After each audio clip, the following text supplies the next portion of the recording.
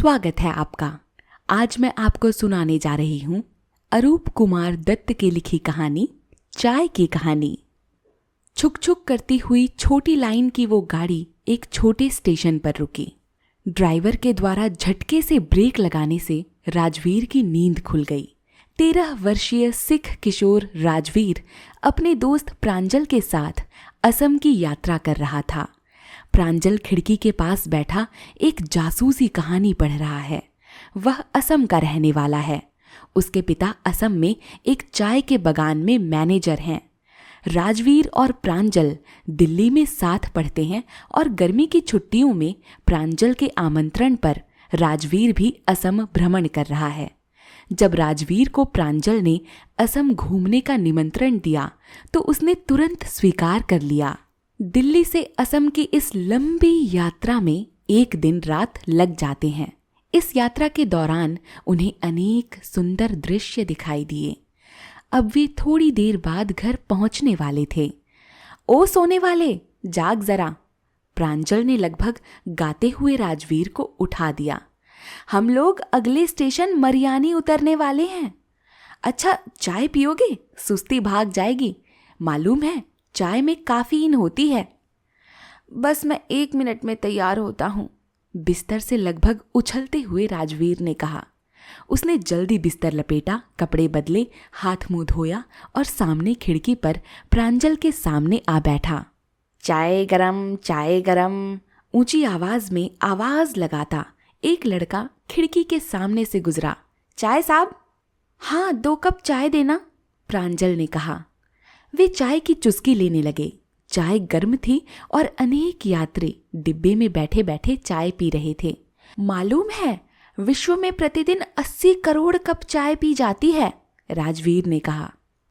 प्रांजल ने चाय का घूंट पीते हुए आश्चर्य व्यक्त किया। चाय सचमुच में इतनी लोकप्रिय है? रेल फिर से झटका देकर रेंगने लगी थी और अब चाल पकड़ रही थी। प्रांजल फिर कहानी पढ़ने में खो गया। राजवीर भी जासूसी कहानियों का कीड़ा था, किंतु इस समय उसका मन बाहर की मनोहारी दृश्यावली देखने के लिए आतुर था। हर तरफ हरियाली ही हरियाली। फिर शुरू हो गए हरे भरे धान के खेत, फिर आए चाय के बागान। सचमुच वो बहुत भव्य दृश्य था। जहां तक दृष्टि डाली सभी जगह चाय पत्तियों का मानो समुद्र उमड़ पड़ा हो। उनके प्रहरी बने वृक्षों से आच्छादित हैं पर्वतमालाएं। ऊंचे छाया वाले वृक्षों के आगे चाय के छोटे पौधे बौने लगते थे। झाड़ियों की कतारों के बीच ये वृक्ष पतले नजर आते थे। उनसे जरा हटकर एक कच्चा टूटा फूटा मकान था जिसकी चिमनी से धुआं निकल रहा था। वो देखो, चाय बागान, राजवीर उत्तेजना से चिल्ला उठा। प्रांजल ने एक बार फिर उस ओर देखा और पढ़ने में खो गया। उसका जन्म इन्हीं बागानों के बीच हुआ था और इन दृश्यों से उसका पुराना परिचय था। इस कारण उसने राजवीर की उत्तेजना का कोई जवाब नहीं दिया। ओ, अब तो तुम चाय के देश में आ गए हो, उसने कहा। असम विश्व में चाय बागानों में सबसे बड़ा केंद्र है। यहाँ तुम्हें इतने चाय बागान देखने को मिलेंगे कि उन्हें तुम जिंदगी भर नहीं भूल पाओगे।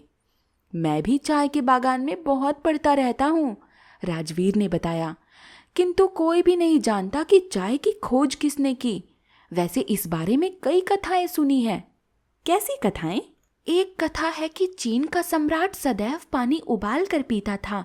एक बार उबलते पानी में कुछ पत्तियां गिर गई। इससे उसे पानी का स्वाद अच्छा लगा। ऐसा कहा जाता है वे चाय की पत्तियां थीं। अच्छा, दूसरी कथा सुनाओ, प्रांजल ने कौतूहल से भरकर पूछा। ये एक भारतीय कथा है, राजवीर कहने लगा। बोधि धर्म नामक एक प्राचीन बौद्ध संत को अपनी तपस्या के समय बार बार नींद आ जाती थी। तंग आकर उसने अपनी पलकें काट कर फेंक दी। जहां जहां पर वे पलकें गिरी वहां पौधे उग गए और उनकी पत्तियों को गर्म पानी में उबालकर उसने उसका रस पिया तो नींद कोसों दूर भाग गई। वो चाय थी। चाय सबसे पहले चीन में पी गई, राजवीर आगे बढ़ते हुए बताया। ईसा में लगभग 2700 वर्ष पहले चाय पी जा रही है। वास्तव में चाय और चीनी शब्द चीनी भाषा से ही लिए गए हैं। यूरोप वालों को तो चाय की जानकारी 16वीं शताब्दी में हुई। उस समय वे चाय को दवा के रूप में पीते थे, ना कि पेय के रूप में। रेलगाड़ी मरियानी जंक्शन के प्लेटफॉर्म को छूने लगी थी। लड़कों ने अपना सामान समेटना शुरू कर दिया और उसे दरवाजे के पास ले आए। प्लेटफॉर्म पर बहुत भीड़ थी। प्रांजल के माता पिता, बहन अलका और उनका पालतू अल्सेशियन कुत्ता टीपू उनका इंतजार कर रहे थे। प्रांजल ने राजवीर को अपने माता पिता और बहन से मिलाया। थोड़ी देर बाद उनकी कार ढेकियाबारी चाय बागान की तरफ दौड़ रही थी, जहां प्रांजल के पिता मिस्टर बरुआ मैनेजर थे। 1 घंटे बाद उनकी कार मुख्य सड़क छोड़कर और पुलिया पार कर ढेकियाबारी चाय बागान में प्रवेश कर गई। कंकरीली सड़क के दोनों और सैकड़ों एकड़ जमीन पर चाय के पौधे एक ही ऊंचाई के छटे हुए खड़े थे। चाय तोड़ने वाली औरतें अपनी पीठ पर बांस की टोकरी और सामने की तरफ सिंथेटिक के कपड़े पहने हुई कोमल पत्तियों को चुन चुनकर तोड़ रही थीं। सामने से चाय पत्तियों से भरी ट्रॉली लेकर एक ट्रैक्टर चला आ रहा था। प्रांजल के पिता ने उसे साइड देने के लिए अपनी कार धीमी करके सड़क के किनारे लगा दी। ये दूसरी ओर छंटाई या चुनने का समय है ना मिस्टर बरुआ? राजवीर ने पूछा। मेरे ख्याल से सबसे अच्छी चाय की पैदावार मई से जुलाई के बीच ही की जाती है। अच्छा, लगता है यहाँ आने से पहले तुमने चाय के बारे में काफी जानकारी प्राप्त कर ली है, प्रांजल के पिता ने आश्चर्य मिश्रित भाव में कहा। जी हाँ मिस्टर बरुआ, राजवीर ने स्वीकारते हुए कहा, किंतु मैं अभी यहाँ बहुत कुछ जानना चाहता हूँ। ये तुमने मिस्टर बरुआ क्या लगा रखा है? मुझे अंकल कहो। मैं तुम्हें दोपहर में चाय बागान ले चलूंगा और दिखाऊंगा कि चाय कैसे पैदा होती है। कार मैनेजर के बंगले के गेट के अंदर घुसी। बंगले की 2 मंजिली इमारत लगभग 50 साल पुरानी थी। उसे किसी अंग्रेज चाय बागान मालिक ने बनवाया था। बांसों की एक बाड़ के साथ साथ झाड़ी लगाई गई थी, जिसे बड़े करीने से छांटा गया था। उससे कंपाउंड के चारों तरफ एक बड़ा घर बन गया था। सामने की तरफ जो लॉन था, ऐसा लगता था मानो एक हरा कालीन बिछा दिया गया हो, और बाग में लाल नीले पीले फूलों की तरह तो बाहर छाई हुई थी। सामने बरामदे में उनकी ही उम्र का एक मोटा लड़का सीढ़ियों पर बैठा हुआ था। वो कमीज और निकर पहने हुए था। उसने जैसे ही प्रांजल को देखा, उसके चेहरे पर खुशी की चमक दिखाई दी। उसके दांत स्पष्ट चमक रहे थे। कैसे हो मंगला? प्रांजल ने जोर से आवाज दी। आओ देखो, मेरा दोस्त राजवीर आया है। मंगला दौड़ता हुआ आया। उसने राजवीर को बड़े गौर से देखा और उससे हाथ मिलाया। ये बिरची का लड़का है। हमारे कारखाने के चौकीदार का नाम बिरची है। मंगला और मैंने बहुत मजे किए हैं। और मछली के शिकार के बारे में तो ऐसी कौन सी बात है जो इसे नहीं मालूम? अच्छा, अब चलूंगा, मंगला ने कहा। मैं आजकल दवा छिड़कने वाले दल के साथ काम पर हूँ। तुमसे मिलने आया था। यदि सरदार को मालूम हो गया तो मुझे कच्चा चबा जाएगा। मंगला ने हंसते हुए अभिवादन किया और वहां से भाग खड़ा हुआ। अध्याय 2। दोपहर में मिस्टर बरुआ राजवीर को चाय बागान दिखाने ले गए। प्रांजल, अलका और टीपू भी उनके साथ थे। ढेकियाबारी 800 एकड़ में फैला हुआ एक विशाल चाय बागान था। इसीलिए वे लोग मिस्टर बरुआ की जीप में चल पड़े। शुरुआत क्लोन नर्सरी से करें तो बेहतर होगा, वहां चाय की कलमें हैं, मिस्टर बरुआ ने सुझाव दिया। मिस्टर बरुआ ने बताया कि चाय के पौधों की बहुत देखभाल करनी पड़ती है। खाद जैसे नाइट्रोजन, पोटाश और फॉस्फेट समय समय पर जमीन में डाले जाते हैं, जिससे कि चाय के पौधों की बाड़ स्वस्थ रहे और पौधे मजबूत हों, अच्छे हों। इसमें नाइट्रोजन सबसे अधिक महत्वपूर्ण है। चाय के पौधों में अन्य पौधों के समान फल नहीं होते, उनकी पत्तियां तोड़ी जाती हैं। पत्तियां पौधों की पोषक होती हैं, अतः पौधों की उपज के लिए यह आवश्यक है कि लगातार नाइट्रोजन दी जाए। ये पौधे कभी बीमार भी पड़ जाते हैं, मिस्टर बरुआ ने बताया। शायद तुम्हें मालूम हो कि इन्हें बीमारियां भी होती हैं, जैसे दीमक लगना, चित्ती पड़ जाना और काले धब्बे पड़ना। उस समय हमें इनकी डॉक्टरी करनी पड़ती है, बीमारी का पता लगाना पड़ता है और उचित दवा देनी होती है। क्लोन नर्सरी एक विस्तृत क्षेत्र में फैली हुई थी। उसके चारों ओर बांस की दीवार थी और ऊपर का नीचा छप्पर भी घास फूस से ढका हुआ था। एक भाग पर मिट्टी की क्यारियां बनी थीं और दूसरे भाग में पॉलीथीन की थैलियों में चाय की कलमें रखी हुई थीं। क्लीन कटिंग का मतलब था एक कलम जिसके ऊपरी हिस्से पर एक पत्ती ही थी और उसका तना 1 इंच लंबा था। यह कलम एक झाड़ी से काटी गई थी जो विशेष रूप से क्लीनिंग के लिए उगाई गई थी। इन कलमों की मिट्टी की क्यारियों में या उपजाऊ मिट्टी से भरी पॉलीथीन की थैलियों में लगाया गया था। 10 सप्ताह के अंदर इसमें जड़ें निकल आती हैं और 1 वर्ष बाद इन कलमों को वहां से ले जाकर उद्यान पर लगाया जाता है। बीज नर्सरी भी है, मिस्टर बरुआ ने बताया, किंतु बागान वाले आजकल कलम लगाना अधिक पसंद करते हैं। कलम लगाते समय उसी नस्ल की शुद्धता बनाए रखते हैं। इससे कोई वर्णशंकर नस्ल तैयार नहीं होती। प्रत्येक चाय की झाड़ी की कलम लगाकर उसकी मूल झाड़ी की विशेषता को बनाए रखा जाता है। फिर भी बीजों का उपयोग क्यों किया जाता है? राजवीर ने पूछा। बीजों की आवश्यकता नियंत्रित पौधों की एक दूसरे की कलम लगाकर बेहतर क्वालिटी के वर्णशंकर पौधे उठाने के लिए होती है। इसके अतिरिक्त बीज सस्ते होते हैं और कलमों की अपेक्षा इनमें देखभाल की भी कम आवश्यकता होती है। अंकल, छोटे पौधे से भरे पूरे चाय के पौधे बनने में कितना समय लग जाता है? पत्तियों को पहले वर्ष से ही तोड़ा जाता है, किंतु झाड़ी को विकसित होने में लगभग 5 वर्ष लग जाते हैं।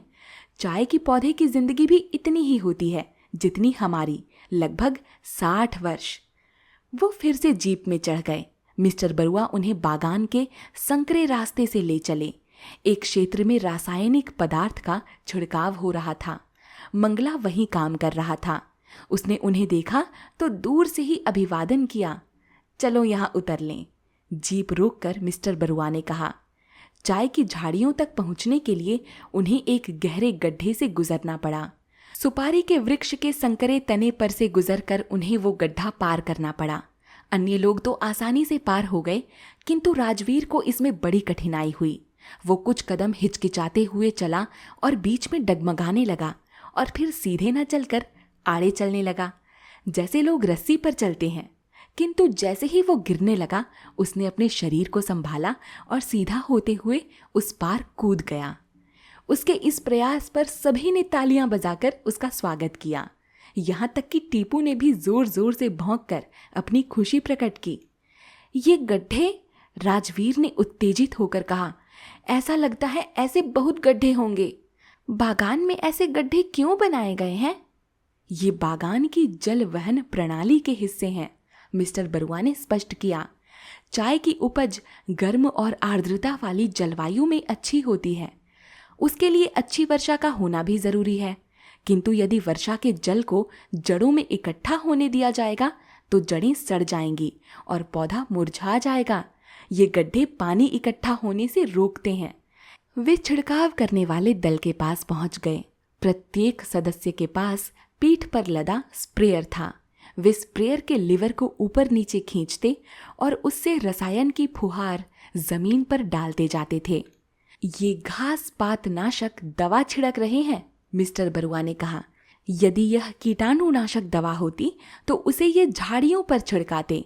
घास पात मैकानिया के समान फूस वाली घास है और वो चाय के पौधे के चारों तरफ फैल जाती हैं तथा उसकी उपज को बढ़ने से रोकती हैं या उसकी उपज को तेजी से बढ़ने नहीं देती।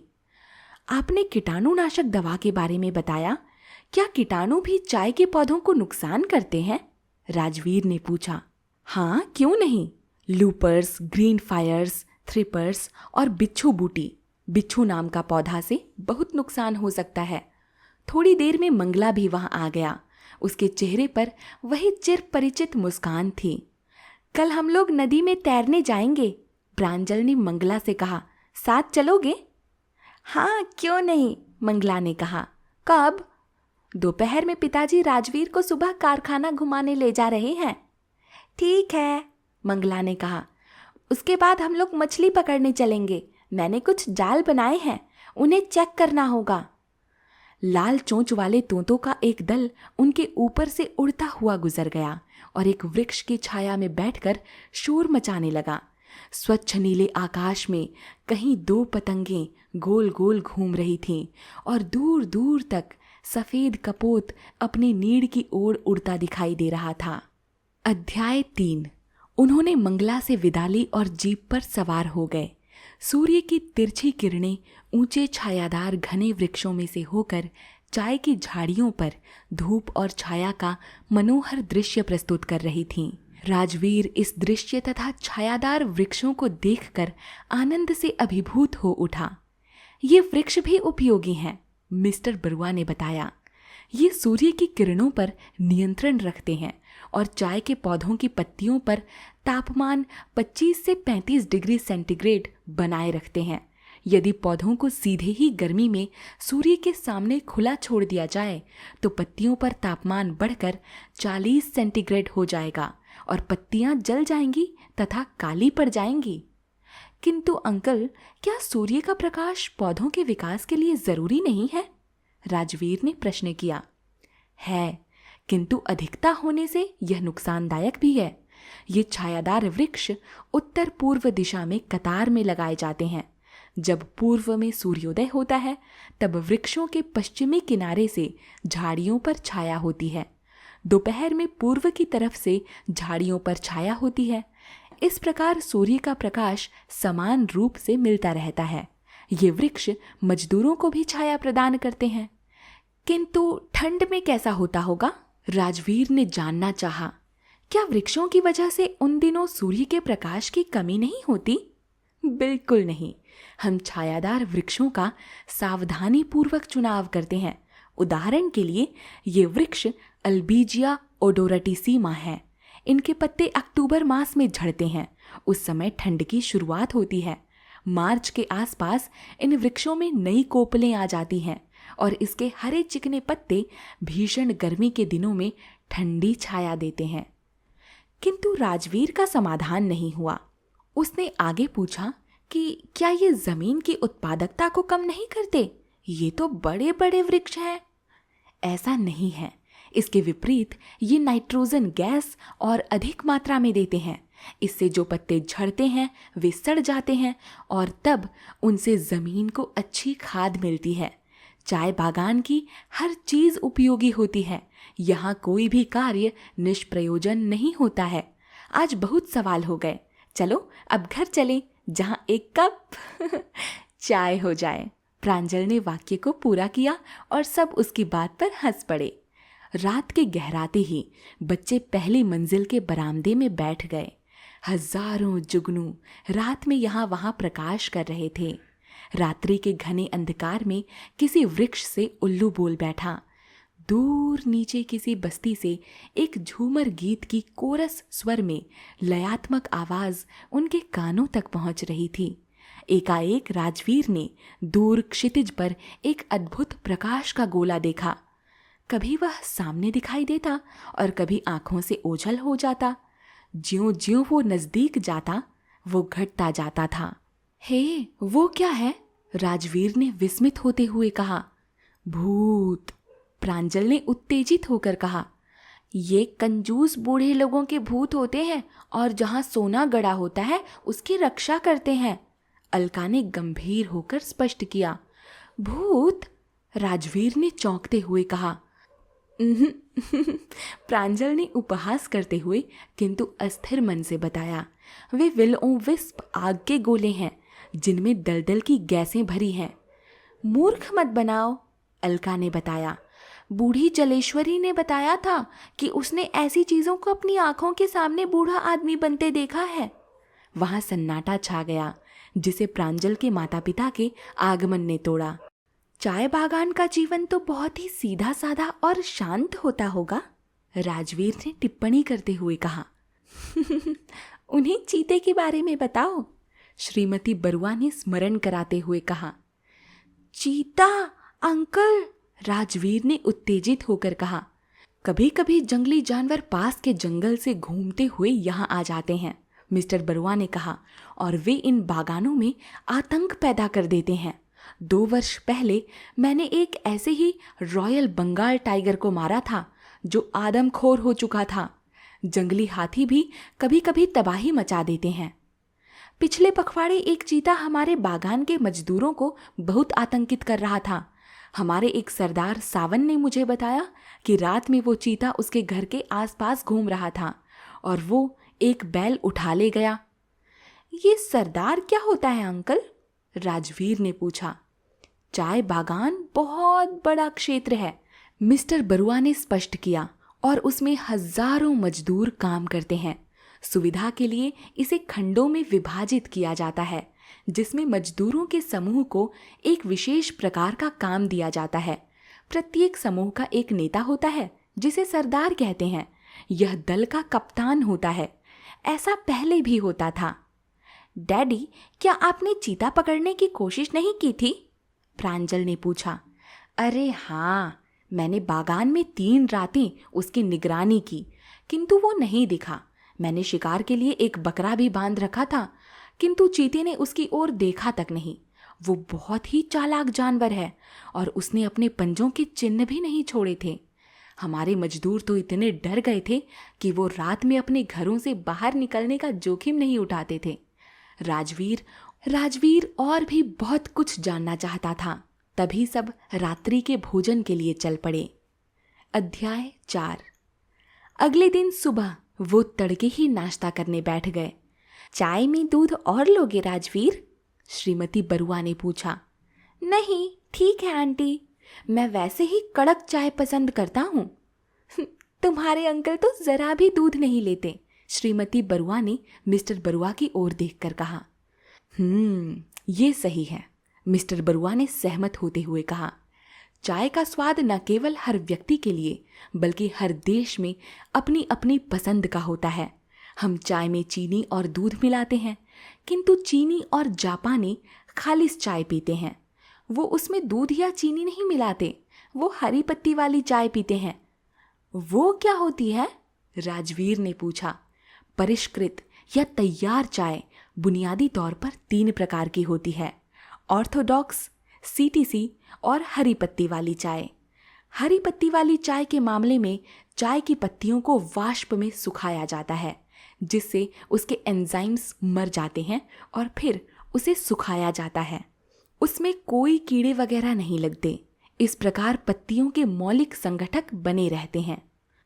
चाइनीज यानी चीनी और जापानी हरी पत्ती की चाय को उबालते हैं और उसे चीनी या दूध मिलाए बिना पीते हैं। कभी कभी उसमें जास्मीन के टुकड़े सुगंध पैदा करने के लिए डाल दिए जाते हैं। जापानियों ने चाय पान को एक व्यापक अनुष्ठान बना दिया है और इससे उनके जीवन और संस्कृति पर बड़ा प्रभाव पड़ा है। बनी बनाई चाय भी तो होती है ना डैडी, है ना? अलका ने पूछा। हाँ, वैसे ही जैसे बनी बनाई कॉफी। आपको केवल 1 कप गर्म पानी में चाय की थैली ही डुबानी होती है। चाय के वैज्ञानिकों ने कार्बनिक चाय का भी विकास किया है, जो बोतलों में पाई जाती है। शीघ्र ही तुम ठंडी चाय की बोतल उसी प्रकार पियोगे जैसे अभी शीतल पेय पीते हो। वे इसके आगे और क्या सोच रहे होंगे? प्रांजल ने आश्चर्य से पूछा। हर दिन एक नया आविष्कार किया जा रहा है, मिस्टर बरुआ ने व्यक्त किया। अच्छा, अब चलो, अब हमें कारखाने के लिए रवाना होना चाहिए। उसी समय एक व्यक्ति उनकी तरफ दौड़ता आया। वो ऊंची आवाज में बड़ा साहब पुकार रहा था।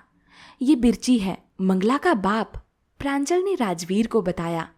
बड़ा साहब, माल गोदाम में चोरी हो गई है, बिरची ने बिना रुके कहा। किसी ने चाय की पेटियां चुराई हैं। क्या? मिस्टर बरुआ ने उत्तेजित होकर कहा। वहां कितनी पेटियां थीं?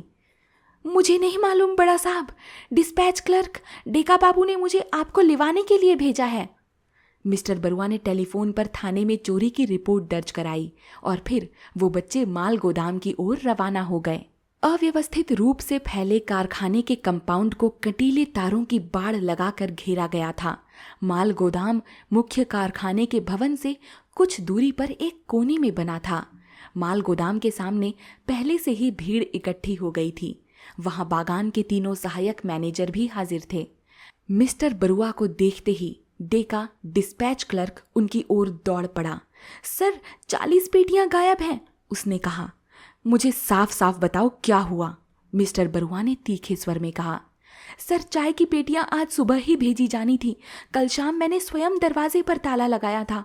माल गोदाम का यही एकमात्र प्रवेश द्वार है। जब मैंने इसे सुबह खोला तो माल गोदाम खाली था। आश्चर्यजनक बात तो यह है कि ताले को बिल्कुल नहीं छेड़ा गया है।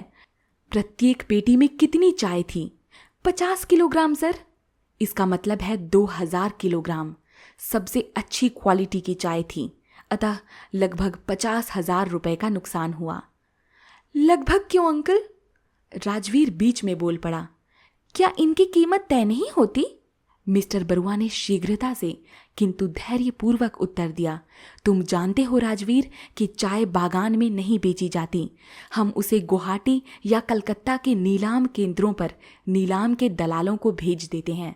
चाय का स्वाद निर्धारित करने वाले उसका नमूना तैयार करते हैं, उसकी कीमत तय करते हैं। वो चाय की पहली कीमत होती है, उसके आधार पर ही बोली लगती है और सबसे ऊंची बोली लगने वाले को चाय बेच दी जाती है। मिस्टर बरुआ ने एकाएक बिरची चौकीदार को बुलाया। कल रात तुमने यहाँ कोई गड़बड़ी देखी थी? नहीं बड़ा साहब, यहाँ तो माल गोदाम के पास कोई भी नहीं आया। तुम्हें पक्का पता है कि तुम ऊँघ रहे थे? आप ऐसा कैसे कह सकते हैं साहब? सावन ने जो चीता देखा था उसने तो मुझे इन दिनों बहुत अधिक सतर्क कर दिया है। वे माल गोदाम के अंदर गए। वो एक ही कमरे की इमारत थी। उसका फर्श चिकनी लकड़ी का बना था। वहां कोई खिड़की भी ना थी। रोशनदान पर मोटी मोटी शलाकाएं लगी हुई थीं। डिस्पैच क्लर्क की टेबल एक कोने पर थी। उस पर एक कपड़ा बिछा हुआ था जिसका कोना जमीन को छू रहा था और उससे टेबल के सामने का भाग दिखता ही नहीं था। बाकी सारा माल गोदाम खाली पड़ा था। राजवीर और प्रांजल ने एक दूसरे की ओर उत्सुकता से देखा। उन्हें यहाँ अपनी जानकारी बताने का मौका मिला जिसे उन्होंने दर्जनों जासूसी उपन्यास पढ़ पढ़कर इकट्ठा की थी। आज उसे व्यवहार में लाने का मौका मिला था।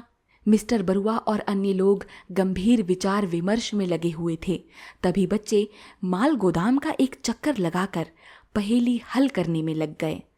प्रांजल माल गोदाम के फर्श पर एक जगह घुटनों के बल बैठ गया और एकाएक उसने चिल्लाकर कहा, राजवीर, अलका, इधर आओ। फर्श पर कीचड़ से सने पैरों के निशान थे। अलका, यहाँ पिछली बार बरसात कब हुई थी? प्रांजल ने पूछा। लगभग 1 सप्ताह पहले। गजब हो गया, प्रांजल ने कहा। 1 हफ्ते से बरसात नहीं हुई है। बाहर की जमीन पत्थर की तरह कड़ी है, फिर भी ये कीचड़ से सने पैर के निशान। किसी के जूतों के तल्ले में गीली कीचड़ लगी हुई थी। यह एक महत्वपूर्ण सुराग हो सकता है, राजवीर ने स्वीकार किया। वे यहाँ वहां निष्फल प्रयास करते रहे। तभी राजवीर को पीली मिट्टी का एक ढेला मिला।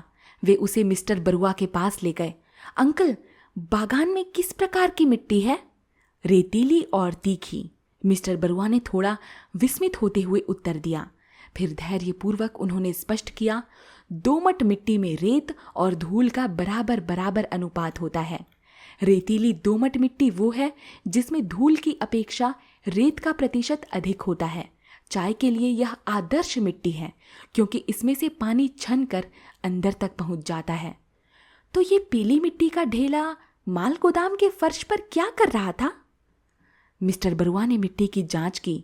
निश्चित रूप से वो बागान की मिट्टी नहीं थी। वो इस रहस्य को सुलझाने में लगे हुए थे कि पुलिस आ गई। उन्होंने मिट्टी के उस टुकड़े को राजवीर को लौटा दिया और पुलिस स्टेशन के थाना इंचार्ज श्री कोकोती का स्वागत करने के लिए मुड़ गए। राजवीर ने उस मिट्टी को कागज के एक टुकड़े में सावधानी पूर्वक लपेटा और उसे अपनी जेब में खिसका लिया। पुलिस थानेदार कोकोती इस बात से बड़ी उलझन में पड़ गया कि माल गोदाम का दरवाजा खोले बिना चोर उसमें कैसे घुस गए। मैं चारों तरफ मौका मुआयना करूंगा और चोरी का पता लगाऊंगा, उसने मिस्टर बरुआ से कहा। हमें कुछ सुराग मिले हैं, राजवीर ने एक ही सांस में कहा। क्या आप उन्हें देखना चाहेंगे? डैडी, क्या हम लोग अन्वेषण में कोई मदद कर सकते हैं? प्रांजल ने पूछा। कोकोती ने नाक भौं सिकोड़ कर कहा, अपराधियों को पकड़ना बच्चों का खेल नहीं है। कृपया इन बच्चों से कहिए कि वो मेरे काम में हस्तक्षेप ना करें। ये ठीक कहते हैं, मिस्टर बरुआ ने कहा। बच्चों, तुमको सरकारी जांच पड़ताल में हस्तक्षेप नहीं करना चाहिए। तुम लोग तैरने क्यों नहीं चले जाते? वहां तुम लोग जाने वाले थे ना। मैं तो आज तुम लोगों को कारखाने की सैर नहीं करा सकता। अच्छा। अलका और दोनों लड़के बाहर चले गए। वे नाराज थे और झिड़की से दुखी भी। अध्याय 5। बच्चों को कोई काम तो था नहीं, अतः उन्होंने तैरने के लिए नदी की ओर जाने का निश्चय किया। बाहर उन्हें मंगला मिल गया और फिर वह भी साथ हो लिया। बंगले की ओर से जाते समय रास्ते में उन्होंने मंगला से अपने सुराग के बारे में बताया जो उन्हें अभी तक मिला था। उन्होंने श्रीमती बरुआ को अपने कार्यक्रम के परिवर्तन के बारे में बताया और टीपू को लेकर वे नदी की ओर चल पड़े। नदी ढेकियाबाड़ी बागान की दक्षिणी सीमा पर बहती थी। सनसनीखेज चोरी से काम पर कोई प्रभाव नहीं पड़ा। चाय पत्ती तोड़ने वाले चाय बागान में अपना काम करते रहे। तुम्हारे ये पत्ती तोड़ने वाले बहुत सुस्त हैं, राजवीर ने टिप्पणी की। मैं इनसे आधे समय में 2 गुनी पत्तियां तोड़ सकता हूँ। मंगला को बहुत हंसी आई। वह हंसते हंसते लोटपोट हो गया। ओहो, तुम ऐसा सोचते हो। आओ, ये सुखमनी है, मेरी बुआ। देखते हैं तुम दोनों में से कौन जल्दी पत्तियां तोड़ सकता है, तुम या बुआ। राजवीर पत्तियां तोड़ना चाहता है, उसे पत्तियां तोड़ने दोगी ना? वे चाय की झाड़ियों में घुस गए। पत्तियां तोड़ने वाली बूढ़ी औरतों ने उन्हें देखकर मुस्कुराकर उनका स्वागत किया। राजवीर पत्तियां तोड़ने को तैयार हो गया। उसने दोनों मुट्ठियों से पत्तियों को एक साथ नोच लिया। उससे सारी पत्तियां टूट गईं। इस तरह नहीं छोटा साहब, सुखमनी ने कहा। आप प्रत्येक पत्ती को नहीं तोड़ें, आप केवल 2 पत्तियों को पकड़ें और उसके तने को पकड़ें। दूसरी और तीसरी पत्ती के बीच के तने को तोड़ दें। देखिए, ऐसे। उसने सधी उंगलियों से 2 पत्तियों का एक तना तोड़ा और उसे राजवीर को पकड़ा दिया। पत्तियां चूंकि नई कोपलें थीं, वे बड़ी नाजुक और चिकनी थीं। उनका तना वास्तव में अंकुर नहीं था, बल्कि वो एक ऐसी पत्ती थी जो अभी तक खिल नहीं पाई थी। हर साल बरसात के दौरान कई कोपलें फूटती हैं, सुखमनी ने बताया। ये और न कि पुरानी पत्तियां चाय बनाने के काम आती हैं। यदि आप 2 दिन से अधिक पत्तियां और एक कली तोड़ेंगे तो उससे चाय की क्वालिटी पर बुरा असर पड़ेगा। इसीलिए चाय की झाड़ियों की कटाई छटाई की जाती है, मंगला ने जोड़ा। यदि चाय के पौधे की छटाई ना की जाए तो वो एक बड़ा पेड़ हो जाएगा। छटाई से ये पौधे झाड़ी ही बने रहते हैं और इससे इसकी शाखाएं भी अधिक होती हैं और इससे पत्तियां भी काफी मात्रा में तोड़ी जाती हैं। ये ठीक कहता है, सुखमनी ने स्वीकार किया। झाड़ियों से हमारी कमर भी सीधी रहती है और हम आसानी से तथा कुशलता पूर्वक पत्तियां तोड़ सकती हैं। अब मैं अपना मुंह बंद रखूंगा, राजवीर ने वायदा किया और वो चल पड़े। चाय बागान के किनारे की तरफ जो रास्ता जाता था, वहां की जमीन पर चाय की झाड़ियां नहीं थी। यहाँ पर ऐसे पौधे थे जिनकी पत्तियां चौड़ी पाखुंडी के आकार की थीं। वो ग्वाटेमाला है, प्रांजल ने उधर संकेत करते हुए बताया। ये जमीन को तैयार करने के लिए उपयोग में लाई जाने वाली हरी फसल है। तुमने क्लोन नर्सरी के बारे में जो चाय की कलमें देखी थीं, उन्हें यहाँ लगाया जाएगा। ग्वाटेमाला, मिमोसा और साइट्रोनेला जैसी हरी फसलें मिट्टी की उर्वरा के लिए आवश्यक आणविक अवयव तैयार करते हैं और मरी हुई बेकार मिट्टी में से फिर जान डाल देते हैं, उसे उर्वरा बना देते हैं। साइट्रोनेला, अरे ये वही घास तो नहीं है जिससे तेल निकालते हैं?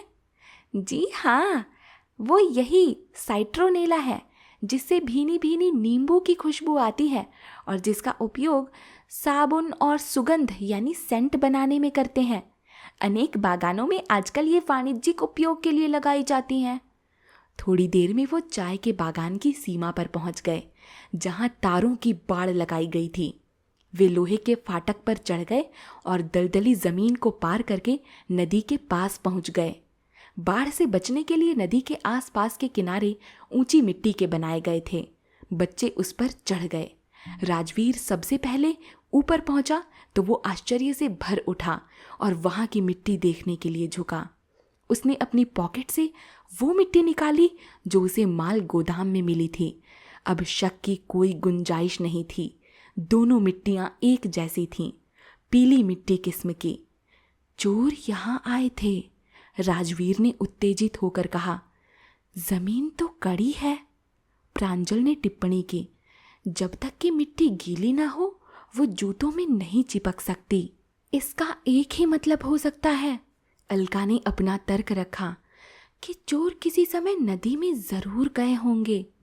लड़कों ने भविष्य के लिए इस नए सुराग को मन ही मन में नोट किया और पानी में छलांग लगा दी।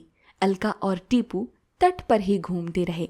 एकाएक अलका का पैर एक पहाड़ी के कोने से टकरा गया और वो लड़खड़ा कर गिर गई। वो चीख पड़ी और लुढ़कते हुए तट की ओर गिरने लगी। वो लगभग नदी में गिरने ही वाली थी, किंतु अंतिम क्षणों में उसके असहाय हाथों ने एक झाड़ी पकड़ ली जो उतार के अंत में उगी हुई थी। उसने उसे जोर से पकड़ लिया और लटक गई। नीचे नदी की तेज धारा बह रही थी। अलका की चीख और टीपू के भौंकने की आवाज सुनकर दोनों लड़के जल्दी से नदी से बाहर निकले। अलका पकड़े रहना, प्रांजल ने वहीं से चिल्लाकर कहा। हम आ रहे हैं। किंतु जब तक वे अलका के पास पहुंचते, झाड़ी अलका का वजन न संभाल पाई और उखड़ गई। अलका नदी में गिर गई। सहमे हुए बच्चे छपाक की आवाज सुनने के लिए रुके, किंतु वह केवल ढप की आवाज थी। क्षण भर बाद अलका उठ खड़ी हुई। उसका चेहरा डर से पीला पड़ गया था, किंतु उसे कोई चोट नहीं आई। बच्चे उसकी ओर अविश्वास से भरकर घूरते रहे। अलका के घुटने तक पैर झाड़ियों में डूबे हुए था। ऐसा लगता था कि वह पानी में खड़ी है। जब वे उसके पास पहुंचे तो रहस्य खुल चुका था। लकड़ी की एक नाव किनारे पर बंधी हुई थी और झाड़ियों की घास फूस से यत्नपूर्वक छुपाई गई थी। अलका सीधे उसी में गिर पड़ी थी। ईश्वर की कृपा से तुम बच गई। तुमने तो हमें डरा ही दिया था। ये जगह तो मुझे संदेहास्पद मालूम होती है, मंगला ने चिल्लाकर कहा। क्यों? प्रांजल ने पूछा। नदी के किनारे तो नाव बंधी रहती है, इसमें संदेह की क्या बात है? ऐसी तो दर्जनों नाव यहाँ बंधी होंगी। ये तो ठीक है, मंगला ने जवाब दिया।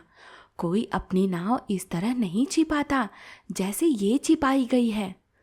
हाँ, अब तेरी बात समझ में आ रही है, राजवीर ने कहा। हम लोगों का यहाँ से जल्दी ही हट जाना ठीक होगा। उन्होंने जल्दी जल्दी नाव को झाड़ियों से ढक दिया और घर की ओर रवाना हो गए। जब वे बंगले के पास पहुंचे तो वे निश्चित कर चुके थे कि कोई महत्वपूर्ण बात हो गई है। चाय तोड़ने वाले मजदूर अपना काम छोड़कर समूह बनाकर खड़े हुए बात कर रहे थे। चेहरों से उत्तेजना साफ साफ झलक रही थी। सुखमनी दौड़ती हुई मंगला के पास आई। वह बहुत दुखी मालूम पड़ती थी। मंगला, पुलिस तुम्हारे पिता और डेका बाबू को गिरफ्तार करके ले गई है। उनके विचार से दोनों में से किसी ने चाय की पेटियां चुराई हैं। मंगला यह सुनकर भौंचक्का रह गया। उसकी आंखों से आंसू बहने लगे। प्रांजल ने उसके कंधे पर हाथ रखा और उसे एक तरफ ले गया। हमारे बंगले के पीछे जो टूल शेड है, वहां 3 बजे आ जाना, उसने धीमे स्वर में फुसफुसाकर कहा। हम लोग वहां बैठकर आगे की लड़ाई के बारे में विचार करेंगे। अध्याय 6। मैं निश्चित रूप से कह सकता हूं कि डेका और बिरची निर्दोष हैं, दोपहर के खाने के समय मिस्टर बरुआ ने कहा। वे इस बागान में 20 साल से पहले से काम कर रहे हैं। तो फिर पुलिस ने उन्हें गिरफ्तार क्यों किया? प्रांजल ने कहा। पुलिस थानेदार इस निष्कर्ष पर पहुंचा कि माल गोदाम में सामने का दरवाजा खोले बिना कोई नहीं घुस सकता। दरवाजा अवश्य खोला गया होगा और पेटियां उठा ले जाने के पश्चात बंद कर दिया गया होगा। इसीलिए उसने डेका को गिरफ्तार किया, क्योंकि उसके पास चाबियां थीं और बिरची चौकीदार था। प्रांजल कुछ कहने ही वाला था कि राजवीर ने उसे चेतावनी भरा संकेत देकर चुप करा दिया। बाद में दोपहर में सारे बच्चे आंगन में बने टूल शेड में इकट्ठे हो गए। मंगला बहुत दुखी था। हम लोग सबसे पहले तथ्यों की जांच करें और फिर अपने निष्कर्ष निकालें, राजवीर ने आग्रह किया। मान लो डेका निर्दोष है, प्रांजल ने बात शुरू करते हुए कहा, तो चोरों के पास ताला खोलने के लिए चाबियों का डुप्लीकेट सेट अवश्य होगा।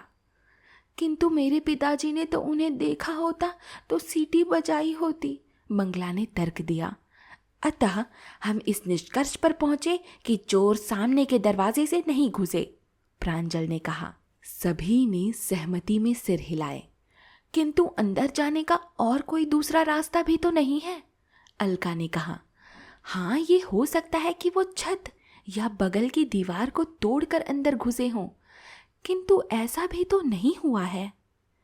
इसके सिवा और कोई रास्ता नहीं हो सकता कि वे जमीन खोदकर आए हों और फर्श से घुसे हों, राजवीर ने सुझाव दिया। हाँ, ऐसा हो सकता है, प्रांजल ने उत्साह से भरकर जोर से कहा। याद है तुम्हें कीचड़ के भरे पैरों के निशान? जबकि 1 हफ्ते से बरसात नहीं हुई तो भी वो पैर के निशान ताजे और कीचड़ से सने थे। हाँ, मंगला ने कहा। ऐसी मिट्टी तो जमीन के अंदर किसी सुरंग की ही हो सकती है। इससे स्पष्ट हो जाएगा कि आखिर पिताजी को कोई क्यों नहीं दिखाई दिया। किंतु हमने तो माल गोदाम की तलाशी ली थी, अलका ने कहा। वहां तो ऐसा कुछ नहीं दिखा जिससे सुरंग का पता चलता हो। किंतु हमने भी ऐसा नहीं देखा, राजवीर ने स्वीकार किया। हम अब देखेंगे। मंगला, क्या हम लोग माल गोदाम में फिर से जा सकते हैं? हाँ, क्यों नहीं, दरवाजे खुले हैं। माल गोदाम खाली पड़ा है, इसीलिए किसी ने उसे बंद नहीं किया है। वे सभी एक साथ निकल पड़े। जब वे माल गोदाम के पास पहुंचे तो निश्चित हो गए, क्योंकि दरवाजा खुला था और वहां कोई नहीं था। वो अंदर जाकर सावधानी पूर्वक फर्श का मुआयना करने लगे। एकाएक राजवीर का चेहरा खुशी से चमक उठा। आहा! वो खुशी से चीख उठा। बुनियाद तो यहाँ है प्रांजल, जरा इस डिस्पैच टेबल के नीचे तो देखो। उन्होंने सुबह फर्श की तलाशी ली थी, किंतु डिस्पैच टेबल को हटाने के बारे में और उसके नीचे देखने के बारे में सोचा ही नहीं था। उन्होंने वो काम अब किया। उन्होंने देखा कि उस पर एक छोटा सा वर्गाकार भाग कटा हुआ था। वो इतनी अच्छी तरह काटा गया था कि वे संभवतः उसे देख भी नहीं पाते यदि वे उसे नहीं ढूंढते। मंगला ने एक छोटा सा चाकू निकाला और उस कटे स्थान पर घुसेड़ दिया। उसने उस लकड़ी के टुकड़े को इतना ऊपर उठा दिया कि उसमें उसकी उंगलियों के जाने के लिए काफी जगह हो गई। उसके किनारे को उसने तेजी से पकड़ा और सारे भाग को ऊपर उठा लिया। उफ! अलका उत्तेजना से चिल्ला उठी। उसे फर्श के नीचे एक गहरी चौड़ी सुरंग दिखाई दी। चोरों ने लकड़ी के तख्तों को चीरकर छत का द्वार बनाया था, जिसे ठेलकर वे माल गोदाम में प्रवेश कर जाते थे। चाय की पेटियों को हटाने के पश्चात उन्होंने छत के द्वार को छिपाने के लिए डिस्पैच टेबल को फिर से उसी जगह रख दिया जहां वो था। सुरंग में प्रवेश करने वाले अंतिम चोर ने उसे पीछे से बंद कर दिया था। मंगला ने छत द्वार अर्थात ट्रैप डोर को यथास्थान करते हुए कहा, तो ये बात थी। चोरों ने माल गोदाम तक सुरंग बनाई और पेटियां निकालकर नदी तक ले गए। नाव का उपयोग उन पेटियों को नदी के दूसरे किनारे तक पहुंचाने के लिए किया गया होगा। उन पेटियों को ले जाने के लिए वहां कोई ट्रक भी इंतजार कर रहा होगा। हमें सुरंग का दूसरा सिरा भी ढूंढना चाहिए, मंगला ने कहा। सुरंग में से ही क्यों न चलें, राजवीर ने सुझाव दिया। इससे हम लोग चोरों तक सीधे पहुंच जाएंगे। ऐसा करना सुरक्षा की दृष्टि से ठीक नहीं होगा, मंगला ने कहा। हम और कैसे पता कर सकते हैं, अलका ने पूछा। प्रांजल ने डिस्पैच टेबल से कागज का एक टुकड़ा लिया और पेंसिल उठा ली। देखो, उसने कहा। वो कागज पर एक हल्का सा स्केच उतारने लगा। स्वाभाविक है कि चोरों ने सुरंग बनाना दक्षिण से आरंभ किया होगा, जहां नदी है। सुरंग बहुत दूर नहीं हो सकती, ज्यादा से ज्यादा 100 मीटर दूर होगी। अतः यदि हम माल गोदाम से नाव तक सीधी रेखा खींचें और माल गोदाम से 50 से 100 मीटर के क्षेत्र में तलाश करें तो हमें सुरंग के मुंह का पता लग सकता है। वे माल गोदाम से सावधानी पूर्वक निकले और बताई गई दिशा की ओर बढ़ गए। काम का समय समाप्त हो गया था, अतः चाय की झाड़ियों के पास कोई नहीं था। वे चुपचाप आगे बढ़ने लगे, किंतु उनकी आंखें चारों ओर सतर्कता से देख रही थीं। मंगला ने आखिर वो जगह ढूंढ ली। सुरंग का मुंह एक गड्ढा खोदकर बनाया गया था। बांस का एक फ्रेम था जिसको कीचड़ से पोत दिया गया था और उससे सुरंग का मुंह ढक दिया गया था। छोटी छोटी झाड़ियों को फ्रेम के ऊपर लगा दिया गया था जिससे कि छिपाई गई जगह बिल्कुल दिखाई ना पड़े। मंगला उस गड्ढे में कूद पड़ा और उसने ढक्कन को निकाल दिया। इशारे से लड़कों को बुलाकर दिखाया और ढक्कन फिर से लगा दिया। चलो यहाँ से जल्द निकल चलें, उसने तेजी से कहा, कोई हमें देख ना ले। वो तेजी से चलते हुए और लगभग दौड़ते हुए टूल शेड में पहुंच गए।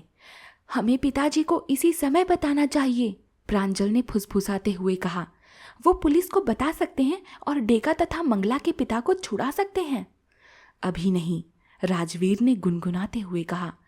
चोरों को अभी भी इसी धारणा में रखना चाहिए कि वे सुरक्षित हैं। यही ठीक है, मंगला ने तत्परता से कहा। हमें और अधिक साक्ष्य इकट्ठे करने चाहिए। किंतु कहाँ से शुरू किया जाए, प्रांजल ने पूछा। चुराई गई चाय बहुत ही बढ़िया क्वालिटी की थी, मंगला ने शांत स्वर में अपना मत व्यक्त करते हुए कहा। किंतु चोरों को इस बात का पता कैसे चला होगा? तुम कहना क्या चाहते हो? सीधी बात है, चोरों के साथ कोई ऐसा आदमी भी है जो चाय बागान में काम करता है। सुरंग खोदने में भी समय लगा होगा, अलका ने संकेत दिया। सुरंग से मिट्टी निकाली गई होगी और दूसरी जगह ले जाई गई होगी। आश्चर्य की बात यह है कि उन लोगों को खुदाई करते समय किसी ने नहीं देखा। इससे स्पष्ट है कि उन्होंने रात में काम किया है, राजवीर ने उत्तेजित होकर कहा। उसी समय मंगला के दिमाग में भी कोई बात कौंधी। अरे बाबा, उसने लगभग चिल्लाते हुए कहा, हालांकि उसने धीमे स्वर में बोलने की कोशिश की थी। ये वही हो सकता है। सबने एक साथ उंगली रखकर कहा। सावन नामक एक सरदार है, वही सह अपराधी हो सकता है, वही जिसके बैल को चीता उठा ले गया था, प्रांजल ने पूछा। अच्छा, तो चीते के बारे में तुमने भी सुन रखा है।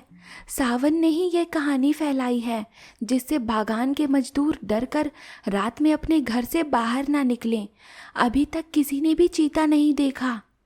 हाँ, यही तो पिताजी कह रहे थे। उसके आने के बारे में उसके पंजे के निशान तक नहीं मिले थे। हो सकता है, मंगला ने सुझाव दिया, कि कोई चीता ही ना हो। सावन ने कहानी इसीलिए फैलाई हो कि जिससे चोर बिना किसी विघ्न के अपनी सुरंग खोद सके। वे चुपचाप कुछ समय तक सोचते रहे। सावन फैक्ट्री में पैकेजिंग मशीन पर भी तो काम करता है, मंगला ने अपना तर्क आगे बढ़ाते हुए कहा। चाय की पैकिंग करते समय वो चाय की क्वालिटी के बारे में भी तो जानता होगा। अध्याय 7। मिस्टर बरुआ दूसरे दिन सुबह राजवीर और अन्य बच्चों को कारखाना दिखाने ले गए। यहाँ तो सब अद्भुत सा लगता है, राजवीर ने साथ साथ चलते हुए कहा। यह हरी पत्ती काली या कत्थई रंग में कैसे बदल जाती है? वास्तव में हरी पत्तियों की नमी को पूरी तरह से निकालने के लिए ऐसा किया जाता है। साथ ही इससे इसके रंग और गंध को उभार दिया जाता है। इसमें किसी रासायनिक द्रव्य को नहीं मिलाया जाता। मशीन का प्रयोग प्रक्रिया को तेजी से कराने, क्वालिटी पर नियंत्रण रखने और अधिकाधिक उत्पादन करने के लिए किया जाता है। वास्तव में तुम घर में चाय बना सकते हो। घर में कैसे? राजवीर ने पूछा। क्यों नहीं, अपरिष्कृत रूप से ही सही, ठीक उसी तरह जैसे प्राचीन काल में बनाई जाती थी। अंकल, यह सब हरी पत्ती की चाय के साथ लागू होता है, किंतु आपने सीटीसी और ऑर्थोडॉक्स चाय के बारे में बताया था। क्या वे अलग किस्म की चाय हैं? बिल्कुल, ऑर्थोडॉक्स की सुगंध अच्छी है, सीटीसी बहुत पानी खाती है। ऑर्थोडॉक्स को पकाते समय उबालना पड़ता है, जबकि सीटीसी को छानना पड़ता है। उनको बनाने में जो अंतर है वो मैं तुम्हें कारखाने में दिखाऊंगा। कारखाने के द्वार पर दरबान ने फुर्ती से सलाम ठोककर उनका स्वागत किया। मिस्टर बरुआ ने बिना दीवारों वाले केवल छत वाले शेड के बगल में ले जाकर जीप रोक दी। उस निर्माण के अंदर लगभग आधे दर्जन एक के ऊपर एक चबूतरे बने हुए थे। ये चैंग कहलाते हैं। बागान से तोड़ी गई चाय की पत्तियों को यहाँ तौला जाता है। इन चैंगों पर फैला दिया जाता है। कुछ घंटों के भीतर ही पत्तियां मुरझाने लगती हैं। उनसे लगभग 30 से 40% की नमी निकल जाती है। इसे प्राकृतिक रूप से सुखाना कहते हैं। पास में इसी प्रकार का एक और शेड था, किंतु वहां टाट से मढ़े चबूतरों की बजाय कंक्रीट के चबूतरे थे और उन पर मोटे तार की जालियां लगी थीं, जिन पर पत्तियां फैलाई गई थीं। शक्तिशाली बिजली के पंखे प्रत्येक नांद के सिरों पर तेजी से घूम रहे थे। इसे नियंत्रित रूप से सुखाना कहते हैं, मिस्टर बरुआ ने स्पष्ट किया। प्राकृतिक मुरझाने में बहुत समय लगता है। विशेष रूप से नमी वाली जलवायु में इसे नियंत्रित ताप पर गर्म हवा इन नांदों से भेजी जाती है। बच्चे मिस्टर बरुआ के पीछे पीछे कारखाने में गए। कारखाने के अंदर दर्जनों मशीनों की खटपट की आवाज आ रही थी। यदि उनमें से किसी को एक दूसरे से कुछ कहना हो तो ऊंची आवाज में बोलना पड़ता है। वहीं चाय की पत्तियों की तीखी सुगंध उनके नथुनों से टकराई। मिस्टर बरुआ ने 3 पायों वाली एक मशीन की ओर संकेत किया। ये रीलिंग टेबल है, जहां मुरझा गई पत्तियों को चूरा बनाया जाता है या मोड़ा जाता है। जो भी रस पत्तियों से निचोड़ कर निकलता है उसे फैला दिया जाता है। चिपटी या गोल की गई पत्तियों को छानने के लिए उन्हें एक जाली में डाला जाता है। ये पाइप के आकार की मशीन होती है जो लगातार चलती रहती है। और ये छन्ना सिफ्टर है, मिस्टर बरुआ ने बताना जारी रखा। ये अच्छी तरह गोल हुई पत्तियों को छानकर अलग करता है। इस जगह सीटीसी और ऑर्थोडॉक्स की तकनीक में भेद है। ऑर्थोडॉक्स चाय बनाने के लिए छानी गई पत्तियों को सीधे फॉर्मेटिंग रूप में ले जाया जाता है। सीटीसी चाय को उन्हें उसके पहले एक और मशीन में डाला जाता है। सीटीसी का क्या अर्थ होता है uncle? Curling, tearing and crushing, अर्थात पत्तियों को गोल घुंघराले बनाना, फाड़ना और चूर चूर करना। सीटीसी मशीनें वास्तव में यही काम करती हैं। उसी समय अच्छी तरह कतरी हुई चाय का गूदा मशीन के आडरलेट से बाहर निकलता है और एल्यूमिनियम की ट्रे में ढेर सारा गिर जाता है। जैसा कि तुम सीटीसी विनिर्माण में देख सकते हो, पत्तियों को पूरी तरह से काटा जाता है और उसका रस निचोड़कर बराबर बराबर मिलाया जाता है। इससे पत्तियों में रंग आ जाता है। ऑर्थोडॉक्स में, जिसमें पत्तियों को नहीं काटा जाता, रस धीरे धीरे बाहर निकलता है और इससे उसकी सुगंध बनी रहती है। वे फर्मेंटिंग रूम यानी सेंक कक्ष में गए, जहां पत्तियों को नांदों के ऊपर फैलाया जा रहा था। सेंक स्वाभाविक रूप से दिया जाता है। राजवीर आश्चर्य से हरी पत्तियों को कत्थई रंग में बदलता देखता रहा। पूरी तरह से सेंक देने में 1 घंटा लग जाता है, मिस्टर बरुआ ने सधे हुए गाइड की तरह बताना जारी रखा। जिस आश्चर्य का तुमने उल्लेख किया था वो यहाँ होता है। जारण क्रिया से हरा रंग गायब हो जाता है। ऑक्सीजन वायु रसायनों से मिलकर पत्ती पर प्रभाव डालती है और उनके रंग और गंध बदल देती है। अगले कमरे में पत्तियां सुखाई जाती थीं। उसमें पत्तियां सुखाने की बड़ी बड़ी मशीनें लगी थीं। कोयले की आग से या चाय सुखाने वाली तेल की भट्टी में से गूदा बनी चाय के बीच से बहुत अधिक ताप वाली हवा भेजी जाती है। गर्म हवा पत्तियों में शेष नमी को समाप्त कर देती है और परिष्कृत उत्पादन को कुरकुरा और सूखा बना देती है। सूंघो इसे। मिस्टर बरुआ ने मुट्ठी भर चाय उठाकर राजवीर के हाथ में पकड़ा दी। पत्तियां नरम थी और उनसे भीनी खुशबू निकल रही थी। अब केवल इतना काम रह गया है, मिस्टर बरुआ ने बात जारी रखते हुए कहा कि चाय के विभिन्न ग्रेडों में, जैसे ऑरेंज पिकॉय, पिकाय फैनिंग, ब्रोकन ऑरेंज पिकॉय जैसे आदि में छांटा जाए और उसे पैक कर दिया जाए। ये छटाई उन जालियों, कीप, फेनेल जैसी इन मशीनों से किया जाता है, जिनके आखिरी उठे हुए सिरे तक चाय छनकर जाती रहती है। विभिन्न प्रकार के ग्रेडों में छांटने के लिए विभिन्न आकार और साइज वाली जालियों का उपयोग किया जाता है। अंततः वे उस कमरे में पहुंचे जहां चाय पैक की जा रही थी।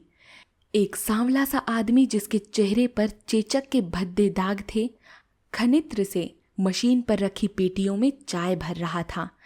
मंगला ने जो विवरण दिया था उससे बच्चे उस व्यक्ति को पहचान गए। वह सावन था। वास्तव में सावन सरदार ही इस बात का सबसे अच्छा जानकार था कि कारखाने में किस क्वालिटी की चाय भरी जा रही है। चाय की सबसे बड़ी दुश्मन नमी है। मिस्टर बरुआ इस बात से बेखबर थे कि बच्चों का ध्यान तो कहीं और लगा है। वो बताते जा रहे थे, ये पैकिंग मशीन जो लगातार डोलती रहती है, यह सुनिश्चित करती है कि चाय अच्छी तरह पैक की जा रही है और चाय के बीच हवा की कोई गुंजाइश नहीं है। चाय की उन पेटियों में अंदर की तरफ एल्यूमिनियम की पतली चादर का अस्तर लगा होता है, जिससे नमी के अंदर आने से बचाव होता है। जैसे ही पेटी भरती थी, कोई मजदूर उस पर ढक्कन लगाकर कील ठोक देता। फिर पेटी पर उसके ग्रेड, क्वालिटी और चाय के बागान का नाम स्टेंसिल द्वारा छाप दिया जाता था। उत्पादन अच्छी क्वालिटी का हो रहा है, यह सुनिश्चित करने के लिए हम प्रतिदिन चाय का सैंपल लेते हैं और कारखाने में ही उसकी जांच करते हैं। मिस्टर बरुआ ने आगे बताया, छोटे से ही घूंट से मैं ये बता सकता हूँ कि चाय अच्छी है या बहुत ज़्यादा सीखी है या जल गई है। मशीनों की लगातार आवाज़ से वे अब तक अभ्यस्त हो गए थे और जब वो कारखाने से बाहर निकले तो उन्हें बाहर का शांत वातावरण बड़ा अजीब लगा। कारखाने के भोंपू ने सुबह के काम के समाप्ति की सूचना दे दी। वे लोग अपने पीछे सायरन की तेज आवाज़ को छोड़कर जीप पर रवाना हो गए। अध्याय 8। बागान के मजदूरों का काम 4 बजे समाप्त हुआ। 5 बजे शाम को बच्चे मंगला के साथ बस्ती की ओर रवाना हुए, जहां मजदूर रहते थे। फूस के ऊपर वाली झोपड़ियों की कतारें बनी हुई थी। हर झोपड़ी के आगे एक छोटा सा आंगन था। थोड़ी थोड़ी दूर पर पाताली नल लगे हुए थे, जहां औरतें झुंड बनाकर खड़ी बातें कर रही थीं या कपड़े धो रही थीं, जबकि छोटे छोटे बच्चे घुटने के बल यहाँ वहाँ घूम रहे थे और खेल रहे थे।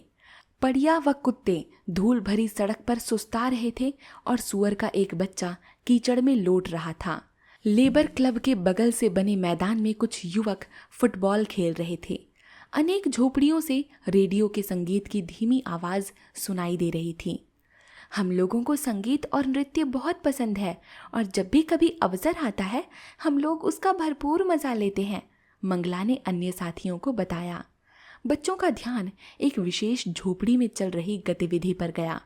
वो वहीं रुक गए। झोपड़ी के द्वार को रंगीन कागज की झड़ियों से अच्छी तरह सजाया गया था। पुरुष, स्त्रियां और बच्चे आंगन में चंद्राकार में बैठे हुए गीत गा रहे थे।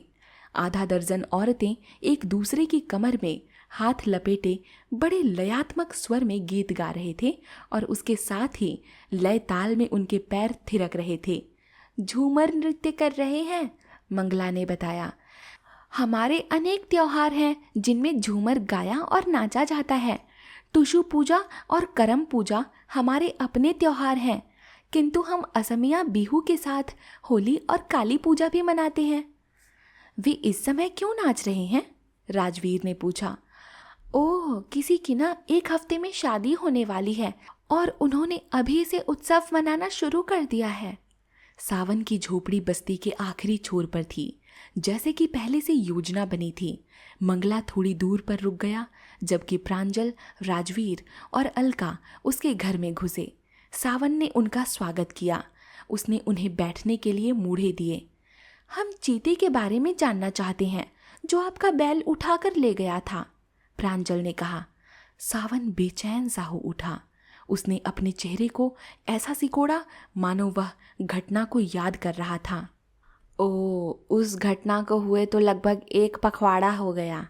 मुझे याद है वो अंधियारी रात जब वर्षा हो रही थी। लगभग आधी रात को मैंने पिछवाड़े गौशाला में हल्की आवाज़ सुनी। मैं अपना चौड़े फन वाला चाकू दाएं हाथ में लिए बाहर आया। जानते हो मैंने क्या देखा? एक बहुत बड़ा चीता। उसने बैल की गर्दन को मुंह में दबा रखा था और उसे घसीट कर ले जा रहा था। तुम्हारे पास लालटेन तो रही होगी? राजवीर ने पूछा। नहीं, छोटी सी लालटेन जिसका हम घर में इस्तेमाल करते हैं। इस प्रकार के मौसम में कोई काम की होती नहीं। तुम्हें पक्का पता है वो चीता था? प्रांजल ने जानना चाहा। वो रॉयल बंगाल टाइगर भी हो सकता है। नहीं, वो चीता ही था। मुझे उसके शरीर पर धब्बे स्पष्ट दिखाई देते थे। फिर आपने क्या किया? मैं क्या कर सकता था? सियार को तो मैं मार सकता हूँ, किंतु चीतों में से मैं लड़ भी नहीं सकता, छोटा साहब। इसीलिए मैं जोर जोर से आवाज़ देने लगा, एक टीन बजाया और बहुत हल्ला मचाया। तुम्हें बैल का हाड़ मांस तो मिल गया होगा? जी नहीं, मैंने उसे ढूंढने का प्रयास ही नहीं किया। मिलने से भी क्या होता, वो तो मर चुका था। खैर, तुमने उसके पंजे के चिन्हों को ढूंढा था? राजवीर ने पूछा। एक भी नहीं मिला, बरसात के पानी से सब धुल गए थे। वे लोग झोपड़ी के पीछे बनी गौशाला में गए। बच्चों ने चारों तरफ अच्छी तरह देखा। अजीब बात है, राजवीर ने कहा। मैं तो कोई जोरदार कहानी सुनना चाहता था कि आपने चीता कैसे पकड़ा, किंतु आप तो डर गए। कोई बात नहीं, धन्यवाद, नमस्ते। छोटा साहब, सावन ने प्रांजल को पुकारते हुए कहा, कारखाने में जो चोरी हुई थी उसके बारे में आपके पिता ने कुछ कहा है? ओह हाँ, प्रांजल ने चेहरे पर कोई भाव लाए बिना कहा। उन्हें आज सुबह पुलिस ने फ़ोन किया था। डेका और बिरची दोनों ने चाय की चोरी करने का अपराध स्वीकार कर लिया है। स्वीकार कर लिया है? सावन ने आश्चर्य से कहा। हाँ, पुलिस ने मामले को यहीं समाप्त कर दिया है। पिताजी कल से फिर माल गोदाम का उपयोग करने लगेंगे, क्योंकि चोर पकड़े जा चुके हैं। कारखाने में चाय की पेटियों का ढेर लग गया है और उन्हें माल गोदाम भेजा जाना है। उन्होंने जाते जाते सावन के चेहरे पर खुशी चमकते हुए देखी, जो एक कान से दूसरे कान तक फैल गई। थोड़ी देर बाद मंगला उनसे जा मिला। कुछ नतीजा निकला? उसने पूछा। सावन निश्चित रूप से झूठ बोल रहा है, राजवीर ने जवाब दिया। उस रात घना अंधेरा था और बरसात हो रही थी। उसके पास कोई लालटेन नहीं थी। बरसात ने पंजे के निशान मिटा दिए थे और फिर भी उसे विश्वास है कि उसने चीता देखा था। वह तो चीते के शरीर पर धब्बे देखने का भी दावा करता है।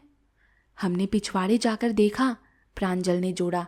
घर के चारों ओर लगी बांस की बाड़ी बहुत पुरानी है, किंतु वो कहीं से भी नहीं टूटी है। एक भरा पूरा बैल बहुत भारी भरकम जानवर होता है और चीता भी उसको लेकर बाड़ी नहीं फांद सकता। अतः यदि चीता वहां सचमुच में गया होता तो बाड़ी कहीं से टूटी मिलती। वह बैल के खो जाने पर भी खुश नजर आता था, अलका ने बताया। बैल बहुत कीमती होता है और बागान के मजदूर बहुत गरीब हैं। बिल्कुल यही मैंने सोचा था, मंगला ने कहा। सावन पर नजर रखने की आवश्यकता है। हम भी यही योजना बना रहे हैं, प्रांजल ने कहा। मैंने कुछ गलत सूचनाएं दे दी हैं। हम यहाँ आज रात फिर आएंगे और देखेंगे कि आज वो क्या करता है। अध्याय 9। रात करीब 11 बजे प्रांजल और राजवीर अपने बिस्तरों से खिसक गए और दबे पांव सीढ़ियां उतरे। बंगले से निकलकर जैसे ही वो टूल शेड की तरफ बढ़े, उनके साथ उनका प्यारा कुत्ता टीपू भी आ मिला। रात्रि में उसे खोल दिया जाता था। प्रांजल ने अपनी टॉर्च 2 बार जलाकर इशारा किया और सामने एक छाया उभरी। वो मंगला था। उसने फुसफुसा कर कहा, जल्दी आओ, समय नहीं खोना चाहिए। तीनों बस्ती की तरफ मुड़ने लगे। घना अंधेरा था। बादलों से आकाश काला हो गया था। कभी कभी आंधी आने का संदेश लिए दूर कहीं बिजली चमक उठती थी। बागान के रास्ते रात्रि में लगभग एक जैसे लगते हैं। यदि उनके साथ मंगला ना होता तो वे भटक गए होते। मंगला कोई गलती किए बिना उन्हें बस्ती में सावन की झोपड़ी की तरफ ले चला। अन्य झोपड़ियां तो अंधकार में डूबी हुई थीं, किंतु सावन की झोपड़ी में उजाला दिखाई दे रहा था। दीवार के किनारे चलते हुए लड़कों ने बांस की बनी खिड़की से अंदर झांका। सावन अंदर था और वो कहीं जाने की तैयारी में था। उसने चौड़े फल वाला अपना दाव उठाया और लैंप बुझा दिया। धीरे से बिना आवाज किए दरवाज़ा बंद किया और बाहर निकल गया। लड़के और अंधेरे में खिसक गए। 1 मिनट के लिए सावन रुका और आसपास की टोह लेता रहा कि उसके जाने को कोई देख तो नहीं रहा है, और फिर वो तेजी से कदम बढ़ाते हुए चलने लगा। लड़कों ने उससे कुछ दूर रहकर उसका पीछा किया। एकाएक राजवीर का दिल बहुत जोरों से धड़कने लगा। बिना चेतावनी दिए उनके पास एक लंबी और ऊंची आवाज में कोई जानवर चिल्लाया। क्या है ये? राजवीर की आवाज में डर समाया हुआ था। सियार, मंगला ने फुसफुसाकर कहा। यदि एक सियार हुआ हुआ बोलने लगता है तो बाकी सारे सियार भी उसके साथ कोरस गाने लगते हैं। प्रांजल के पेट में भी डर और उत्तेजना से ऐंठन शुरू हो गई थी। घने अंधेरे, बांस के तनों से टकराती हुई हवा की खड़खड़, सियारों की रोमांचकारी आवाज से घबराहट फैल रही थी। उसने आश्चर्य किया कि ऐसे समय में तो वहां चीते क्यों नहीं हैं। सावन अब पक्की सड़क पर चल रहा था, जहां प्रत्येक रविवार को छोटा सा साप्ताहिक बाजार लगता था। वहां पक्के मकानों की एक छोटी सी कतार थी, जिसका उपयोग दुकानदार अपने रहने के अलावा दुकान के लिए भी करते थे। सावन एक मकान के सामने रुका और उसने दरवाज़ा खटखटाया। दूसरी तरफ से जवाब मिला। फिर दरवाज़ा खुलने की आवाज़ आई और किसी ने सावन को अंदर बुला लिया। उसके अंदर जाने के बाद दरवाज़ा फिर बंद हो गया और सिटकनी चढ़ा दी गई। मकान के बगल से एक संकरी खाई सी थी। वहां एक छोटा सा गंदा नाला था जिससे तीखी गंध आ रही थी। यह नाला पड़ोस की दुकान को इस मकान से अलग करता था। लड़कों ने उसे पार किया। दुर्गंध से उनकी नाक फट रही थी। एक के पीछे एक होकर दबे पांव अधखुली खिड़की की ओर वो बढ़ने लगे। मंगला ने सतर्क होकर अंदर झांका और फिर राजवीर और प्रांजल को भी कमरे की झलक दिखाने के लिए खिड़की से हट गया। एक पलंग पर 5 आदमी पालथी मारे हुए बैठे ताश खेल रहे थे। सावन एक लंबे ऊंचे कद्दावर तगड़े व्यक्ति से बात कर रहा था। वही उनका लीडर मालूम पड़ता था। मैदान खाली है, सावन कह रहा था। डेका और बिरची ने अपराध स्वीकार कर लिया है। भगवान जाने उन्होंने ऐसा क्यों किया। कोई भी बता सकता है, तगड़े व्यक्ति ने कहा। पुलिस की मार के डर से उन्होंने ऐसा किया है। न्यायालय पहुंचते ही वो अपने बयान से मुकर जाएंगे। मैनेजर कल से माल गोदाम का उपयोग करने की योजना बना रहा है। कारखाने में चाय का ढेर खड़ा हो गया है और वहां से उसे हटाना जरूरी हो गया है। उसे इस बात का गुमान भी नहीं है कि पुलिस ने गलत आदमियों को गिरफ्तार किया है। चाय की पत्ती किस क्वालिटी की होगी? गैंग लीडर ने पूछा। हमारे बागान की सबसे अच्छी चाय है, उसके बाजार में अच्छे दाम मिलेंगे। लीडर का चेहरा खुशी से चमक उठा। तब तो हम कल रात को ही छापा मारेंगे। अन्य लोग आश्चर्य से उसकी तरफ देखने लगे। वे इसका विरोध करने के लिए उतावले थे। हमें अपनी किस्मत उतनी दूर तक नहीं आजमानी चाहिए, एक ने कहा। इतनी जल्दी दूसरा छापा डालना जोखिम में पड़ना होगा, दूसरे ने टिप्पणी की। बिल्कुल नहीं, लीडर ने आश्वासन दिया। हमारा काम पक्का है। हमें उनके आश्चर्य का लाभ भी तो है। कोई भी इतनी जल्दी दूसरे छापे की आशा भी नहीं करेगा, क्योंकि लोग जानते हैं कि चोर तो पकड़े जा चुके हैं। हमने तो जिस सफलता से पहला काम किया था वैसे ही ये काम भी करना है। किंतु पुलिस समझ जाएगी कि डेका और बिरची असली अपराधी नहीं हैं, सावन ने संकेत किया। इससे क्या होता है, उन्हें अभी या बाद में पता लगना ही है। इस दूसरे छापे से हम सबको एक बड़ी रकम भी तो मिलेगी। धन लिप्सा की चमक अब उनके चेहरों पर स्पष्ट दिखाई दे रही थी। लीडर को अब उन्हें बनाने में कोई कठिनाई नजर नहीं आ रही थी। लड़के थोड़ी देर और कान लगाए रहे और फिर वहां से हटकर पक्की सड़क पर आ गए। मैं लीडर को पहचानता हूँ, मंगला ने कहा। वो इस दुकान का मालिक है। अन्य लोग अपरिचित हैं। हम जितना कर सकते थे हमने कर दिया, प्रांजल ने कहा। अब आगे का काम पुलिस का है। मंगला उन्हें सुरक्षित रूप से बंगले में जाता देखता रहा और फिर उन्हें हाथ हिलाकर विदा किया और फिर अंधेरे में खो गया। अध्याय 10। अगली सुबह नीलकंठ पक्षियों की चहचहाट के तीखे स्वर के बड़े तड़के से ही बच्चों की नींद खुल गई। वे कपड़े बदलने में अपना समय गंवाए बिना सीधे मिस्टर बरुआ के कमरे की ओर भागे। मिस्टर बरुआ बच्चों के मुख से माल गोदाम में सुरंग तथा नदी में पाए जाने वाले और सावन की दुकानदार और चोरों के गैंग के साथ साठ गांठ होने के बारे में बहुत गंभीर होकर सारी बातें सुन रहे थे। मिस्टर बरुआ ने पुलिस को फ़ोन किया। थोड़ी ही देर में कोतोकी उनके पास आ गया। जैसे ही बच्चों ने अपनी कहानी सुनानी शुरू की, कोतोकी ने पहले तो उन्हें झिड़क दिया, किंतु जैसे जैसे कहानी के रहस्य खुलने लगे, उसका चेहरा उत्तेजना और रोमांच से लाल होने लगा। अंततः उसे अपने पहले के रूखे व्यवहार के लिए माफ़ी मांगनी पड़ी। तुम बच्चों ने बहुत बढ़िया काम किया, उसने स्वीकार किया। अब हमें गैंग को पकड़ लेना चाहिए। जब वे रात को चोरी करने आएंगे, हम घेरा डाल देंगे। मिस्टर बरुआ बागान का नक्शा ले आए। सिपाहियों के घात लगाने के लिए प्रमुख स्थान स्पष्ट रूप से सुरंग का मुंह और नाव थे। हम इन स्थानों पर बड़ी संख्या में पुलिस तैनात करेंगे। वे चाय की झाड़ियों में छिप जाएंगे। हम स्वयं माल गोदाम के अंदर से सारी कार्रवाई का निर्देश करेंगे, कोतोकी ने कहा। वे पेटियां भारी हैं, मिस्टर बरुआ ने मत व्यक्त किया। वहां से नदी काफी दूर है।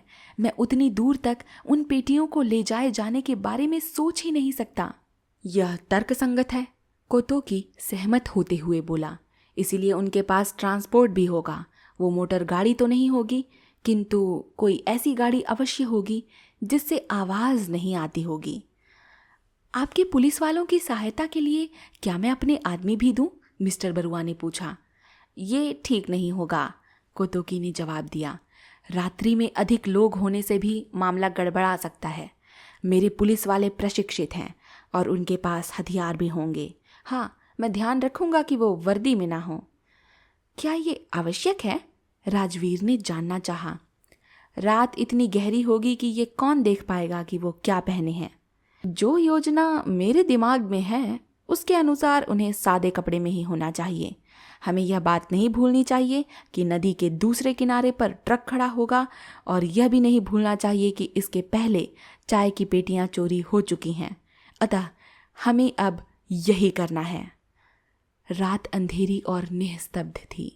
हवा भी नहीं बह रही थी। आकाश में छाए बादल ने चांद और सितारों को ढक रखा था। गहरी छाया के पीछे बैठे हथियारबंद पुलिस वाले चुपचाप संकेत का इंतजार कर रहे थे। उत्तेजना से उनके चेहरे तने हुए थे। माल गोदाम के अंदर कोतोकी और 3 अन्य पुलिस वाले चाय की पेटियों के पीछे छिपे बैठे थे। उनके रिवॉल्वर गोलियों से भरे हुए थे। मिस्टर बरुआ के पास राइफल थी। वो एक पेड़ की छाया के पीछे खड़े हो गए थे। यह आड़ उन्होंने सुरंग के प्रवेश के नज़दीक ली थी। राजवीर, प्रांजल और अलका और मंगला भी मिस्टर बरुआ के नज़दीक खिसक गए। उनके दिल उत्तेजना से धड़क रहे थे। टीपू भी उनके पैरों के पास ऐसे आकर बैठ गया मानो वह एक छाया मात्र हो।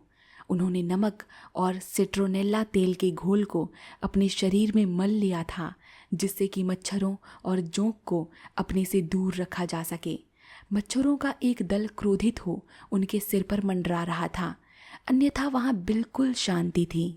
एकाएक टीपू के शरीर में हरकत हुई और वो धीमी आवाज में गुर्राने लगा।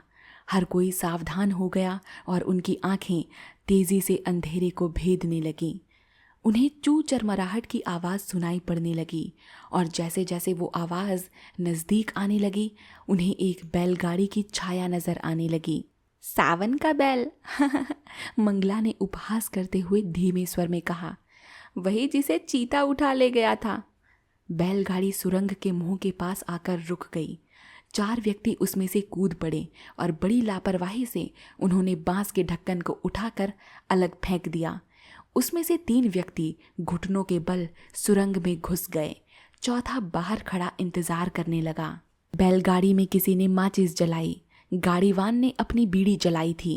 माचिस की ज्वाला में एक भद्दा चेचक के दाग वाला चेहरा दिखाई दिया। वह सावन था। 20 मिनट बाद चाय की पहली पेटी सुरंग के प्रवेश स्थल पर दिखाई दी। पेटी बाहर खड़े व्यक्ति ने पकड़ ली और सावन की मदद से उसे बैलगाड़ी में लाद दिया।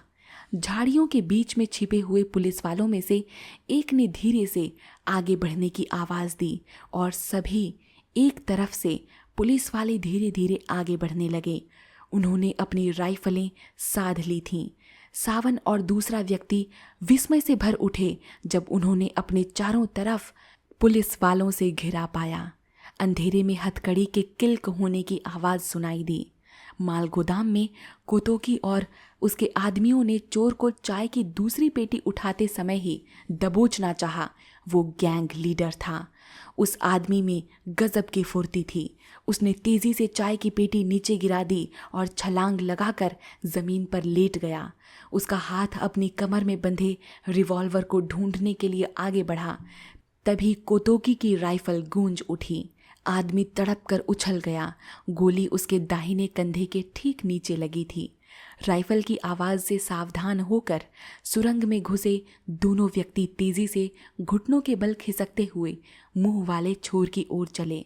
वहां उनकी आगवानी के लिए पुलिस वाले इंतजार कर रहे थे। बैलगाड़ी के पास पकड़े गए चारों बंदियों को माल गोदाम में ले जाया गया। मिस्टर बरुआ और बच्चे पुलिस वालों की सुरक्षा में उनके पीछे चल रहे थे। माल बढ़िया है मिस्टर बरुआ, हंसते हुए कोतोकी ने कहा। नाव में इंतजार कर रहे उनके साथी किसी भी समय यहाँ आ सकते हैं। कैदियों ने रुखाई से और बिना कोई पश्चाताप किए उसकी ओर घूरा। मिस्टर बरुआ ने बागान के डॉक्टर को घायल गैंग लीडर की चिकित्सा करने के लिए बुलवाया।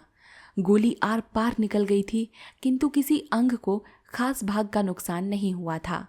जब डॉक्टर मरहम पट्टी कर रहा था, उसी समय पुलिस वाला नाव वाले को धकेलता हुआ माल गोदाम में ले पहुंचा। ये तो भाग ही रहा था सर, उसने बताया। यदि मैं इसे नदी से खींच कर नहीं निकालता, पानी का सांप है ये सर।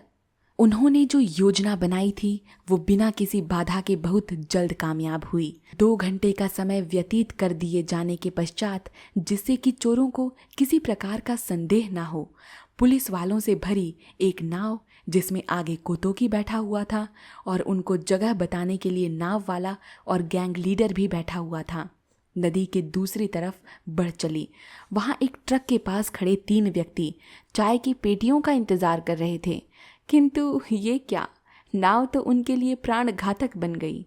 उसमें चाय की पेटियों के स्थान पर सादे कपड़े पहने पुलिस वाले बैठे हुए थे। तीनों ने किसी प्रकार का विरोध किए बिना पुलिस के आगे समर्पण कर दिया। बाद में उस रात पुलिस ने गैंग लीडर द्वारा दी गई जानकारी के आधार पर शहर के बाहर बने एक माल गोदाम पर छापा मारा और वहां से चाय की पेटियां बरामद कर लीं जो पहले चोरी की गई थीं। अगले दिन शाम होने तक गायब हो गई पेटियों का राज पूरी तरह से खुल चुका था। तो दोस्तों, ये थी चाय की कहानी। कहानी पसंद आई हो तो चैनल को सब्सक्राइब, वीडियो को लाइक और एक प्यारा सा चाय पीते हुए ही कमेंट कर दीजिएगा। Bye bye.